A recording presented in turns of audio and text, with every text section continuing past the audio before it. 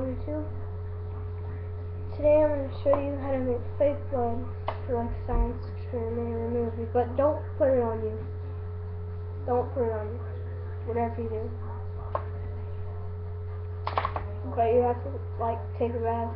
Many times, a lot of times to get vegetable oil off, and you get this experiment involves a drink or food coloring. Like for example, I'm using Hawaiian Punch because I ran out of food coloring yesterday. And what you want to do is pour some water in a cup, just like a little water bottle like this. This is the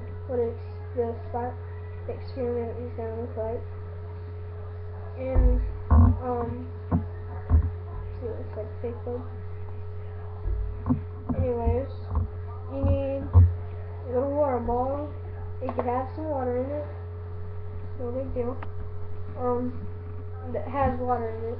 You have to have water in it, or just pour it in different cups. But it involves shaking stuff up. Then you pour some vegetable oil in it. Then you pour the food coloring or the drink, whatever has color in it, but not dangerous things. Oh, and it's not my fault if you get hurt. Not my fault. And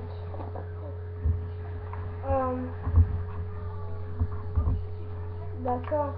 It's gonna look like this. Bye, YouTube.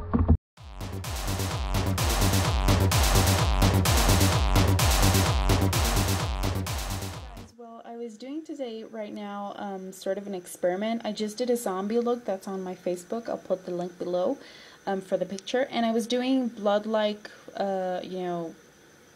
thingy.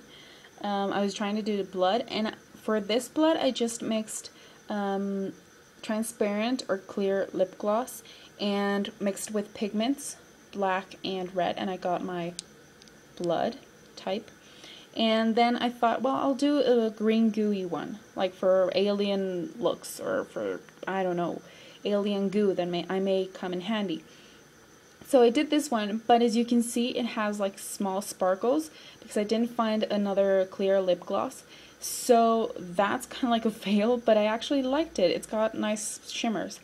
Then I actually said, well, in all this craze of doing gooey stuff and just sort of things and materials for maybe another makeup look, I thought, well, maybe I could, mix it with black. So the only lip gloss that I had left is this one, and I had very small amounts, so I was like, well, I'll just try it and see what happens. So I did it, and over here is this thing, and at first I thought, well, it's not black goo, but as you can see, I'm not sure, let me just try and get it. As you can see, it's got like the shimmers that show on the lip gloss. They're purple, and I liked the result. I actually tried it on my bare lips, and it doesn't really look that nice. And sorry for the paper, but I just didn't want to make a mess, because as you can see, I've already got my table a bit massacred. So yeah, I was trying to do really black goo, and it came out this. And I actually searched on the internet really quickly, and I believe that MAC had, whoops, my finger's in there. I believe that MAC had like a collection of just black products, and I'm not sure if they had black lip gloss. I think they did, but I really never found one which had like shimmers. I'm not sure if there is. If there is, please tell me. And I really liked the result. I then actually tried it with some black lipstick. Actually, it wasn't lipstick. I tried to do it with my eyeliner, my black eyeliner, kohl eyeliner, because I don't have a black lipstick. and it looked so pretty. I mean, for HD pictures, because obviously this is on my iPod, I can't really show you this on my lips right now because it wouldn't show off that well. It looks really pretty because it shines, and I'm really in love with this one. I think I will be using this one as a lip gloss for maybe a monochrome look or something. And I'm really excited because it actually turned out pretty well. It actually turned out into something really nice. The only bad thing and the big fail of this is that I did not do a big amount. I mean, it's a very small amount, like, of gloss. So that's a bad thing. But just wanted to share with you guys, maybe if you find a very cheap gloss that is really icky, really sticky, and that has like this kind of shimmers or maybe another color, you can mix it with black and you have like a black lip gloss or something. Yeah, I'm not sure. This is pretty much the creation that I made. I wasn't expecting it and it came out pretty well. So yeah, if you want to go ahead and try it, just you get a shimmery cheap lip gloss and then you just mix it with black pigment and you get this nice sparkly black gloss that you can wear on top. So yeah, these are the three that I made.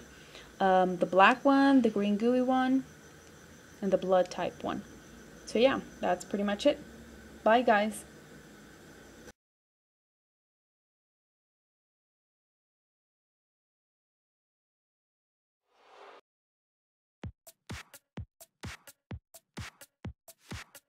So this is the blood recipe that we keep using in the show for this lovely, lovely variety show, okay?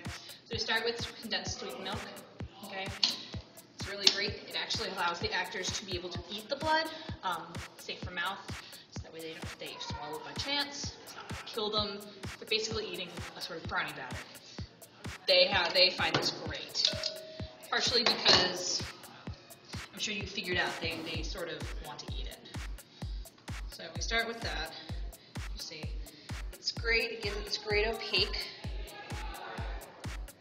consistency because it's not clear. It's not transparent like corn syrup or anything like that, which is really nice.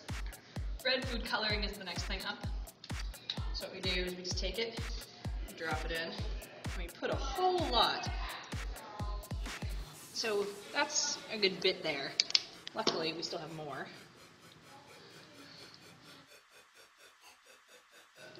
We're going to add some more red because we're probably just going to use all of it. Usually I use about one full thing of this, usually.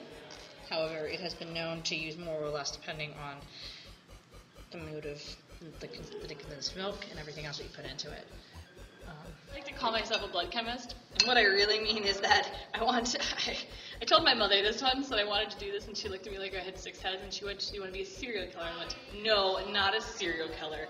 What I want to do is I want to make stage blood." Everybody has their own recipes for it. This happens to be the one I use most often. It's the one I use in films, I use it in theater, mostly because it's watchable, but being a blood chemist is someone who actually constructs things out of the blood, or makes it more or less. So, we have it's a nice reddish color. We're going to add some yellow to it because, blood is not just red, it's yellow too.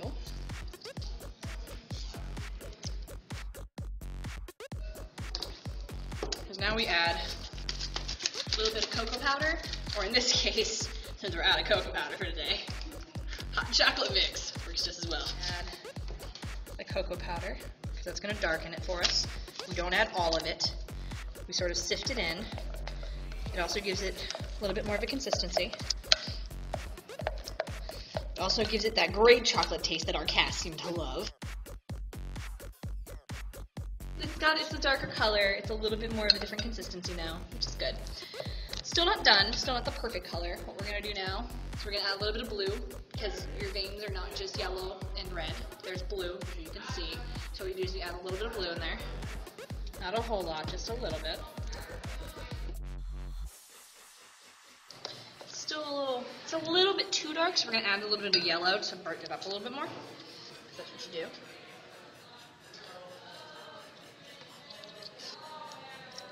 So we can see that's about what the consistency is there. That still looks a little bit thick, so we're going to go to the bathroom and add a little bit of water to it, because we forgot the milk today. So you see now it's got a little bit more of a texture to it. So we're going to go back to the table out there to finish it up. That's about the right consistency. It should be slightly soupy, but not totally, because it should look like it's running. And now for the very last bit of this. Flour. I know what y'all are thinking. Why are you putting flour in that? Well, the nice thing about this blood mix recipe is that you can do things like add a little bit of this, and what it does is it looks like clumps and clots. And the other thing is this is made of milk, so it's not going to get separated, it's going to congeal. So what you do is you add a little bit of this, it gives it a little bit more realistic effect. We don't use a whole lot, we just tap a little bit, like that. And there you have it. A blood recipe that when put on hands, particularly Lavinia's hands, looks like they've been cut off and bleeding for quite a while. So there you go.